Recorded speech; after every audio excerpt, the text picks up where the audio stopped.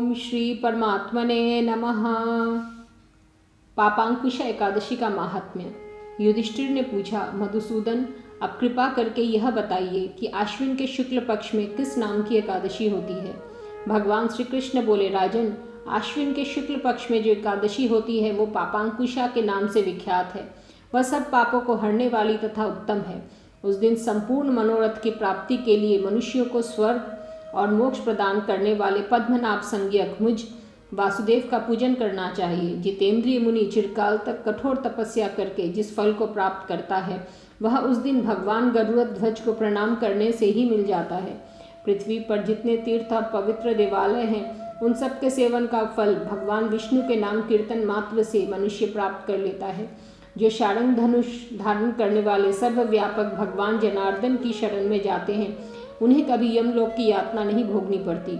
यदि अन्य कार्य के प्रसंग से भी मनुष्य एकमात्र एकादशी को उपवास कर ले तो उसे भी यम यातना नहीं प्राप्त होती। जो पुरुष विष्णु भक्त होकर भगवान शिव की निंदा करता है वह भगवान विष्णु के लोक में स्थान नहीं पाता, उसे निश्चय ही नरक में गिरना पड़ता है। इसी प्रकार यदि कोई शैव या पाशुपत होकर भगवान विष्णु की निंदा करता है तो वह घोर रौरव नरक में डालकर तब तक पकाया जाता है जब तक कि 14 इंद्रियों की आयु पूरी नहीं हो जाती।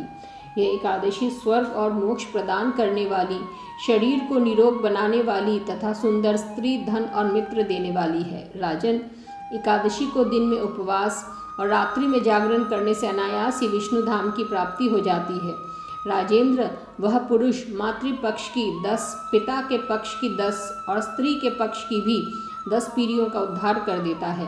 एकादशी व्रत करने वाले मनुष्य दिव्य रूपधारी, चतुर्भुज, गरुड़ की ध्वजा से युक्त, हार से सुशोभित और पीताम्बरधारी होकर भगवान विष्णु के धाम को जाता है। आश्विन के शुक्ल पक्ष में पापांकुशा व्रत करने मात्र से ही मानव सब पापों से मुक्त हो श्रीहरि के लोक में जाता है। जो पुरुष सुवर्ण, तिल, भूमि, गौ, अन्न, जल, जूते और छाते का दान करता है वह कभी यमराज को नहीं देखता। नृपश्रेष्ठ दरिद्र पुरुष को भी चाहिए कि वह यथाशक्ति स्नान, दान आदि क्रिया करके अपने प्रत्येक दिन को सफल बनावे। जो होम, स्नान, जप, ध्यान और यज्ञ आदि पुण्य कर्म करने वाले हैं उन्हें भयंकर यम यातना नहीं देखनी पड़ती। लोक में जो मानव दीर्घायु, धनाढ़, कुलीन और निरोग देखे जाते हैं वे पहले के पुण्यात्मा हैं। पुण्यकर्ता पुरुष ऐसे ही देखे जाते हैं। इस विषय में अधिक कहने से क्या लाभ। मनुष्य पाप से दुर्गति में पड़ते हैं और धर्म से स्वर्ग में जाते हैं। राजन, तुमने मुझसे जो कुछ पूछा था उसके अनुसार पापांकुशा का महात्म्य मैंने वर्णन किया।